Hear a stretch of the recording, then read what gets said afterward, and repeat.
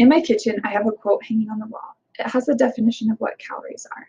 It says, calories, tiny creatures that live in your closet and sew your clothes a little bit tighter every night. While that may not be what the real definition of calories are, it's a funny way of thinking about weight gain. Calories, they're a unit of energy, and we need that energy to live and to function. When we consume an excess amount of calories, that is what leads to weight gain. According to the Centers of Disease Control, 62% of adult Americans are overweight or obese. On top of that, 9 million teens and kids are suffering the same problem.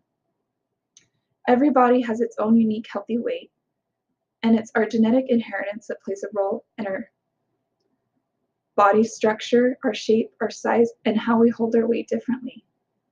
Diet and lifestyle is something I'm passionate about, and today I'm going to tell you why dieting is bad for you psychologically and physically.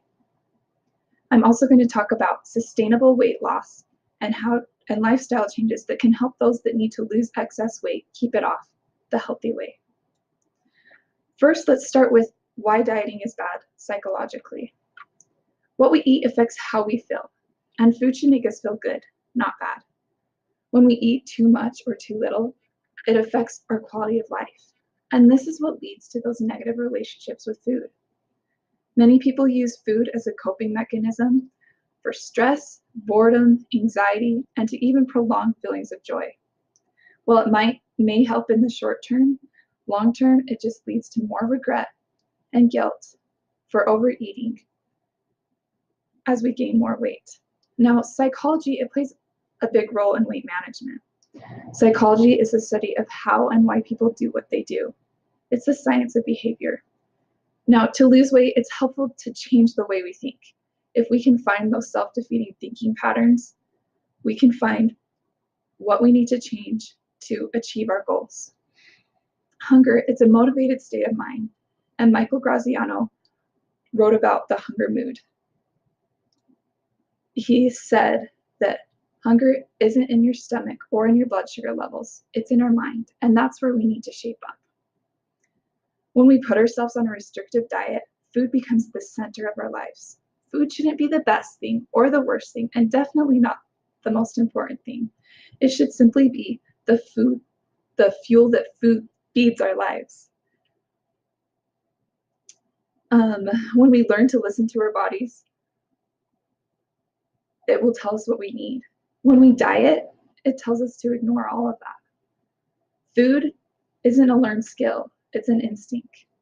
Evelyn Tribble and Elise Reich are the authors of Intuitive Eating. They talk about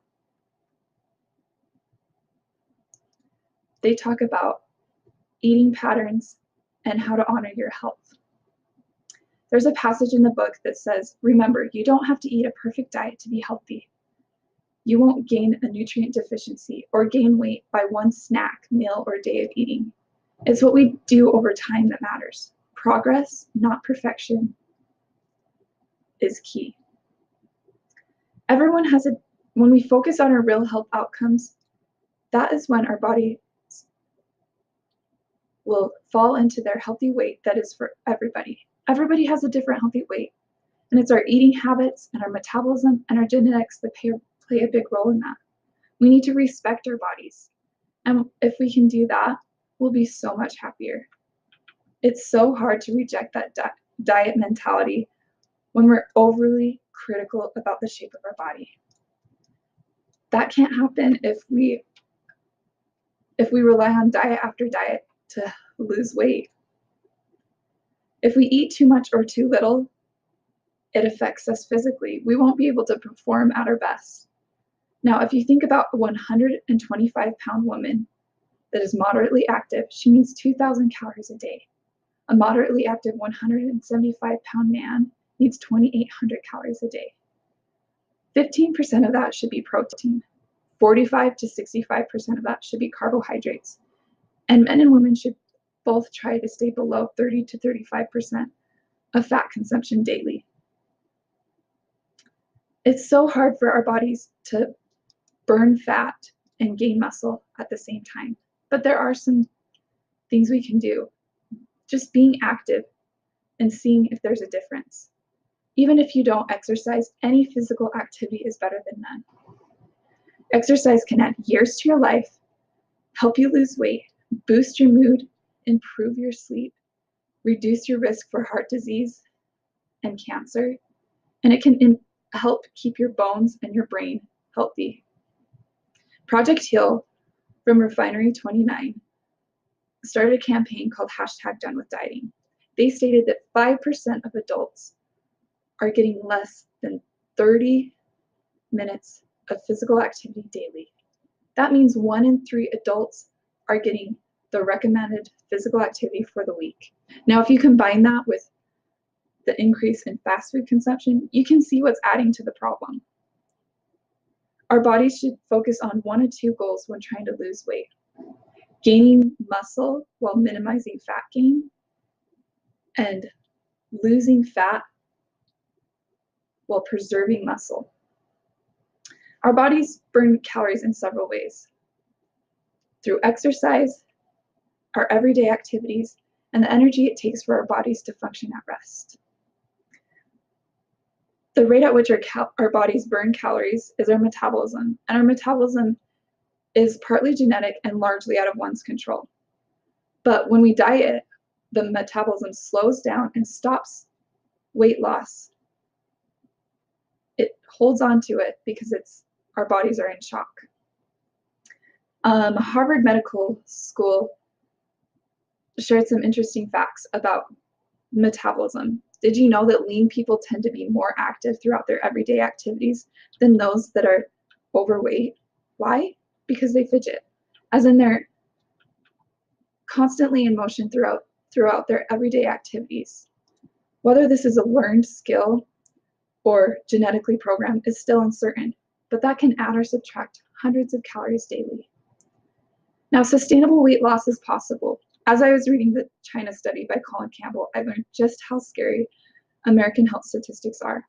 With all the statistics out there, it's easy to lose sight of what matters, and that's you. You and your health matters.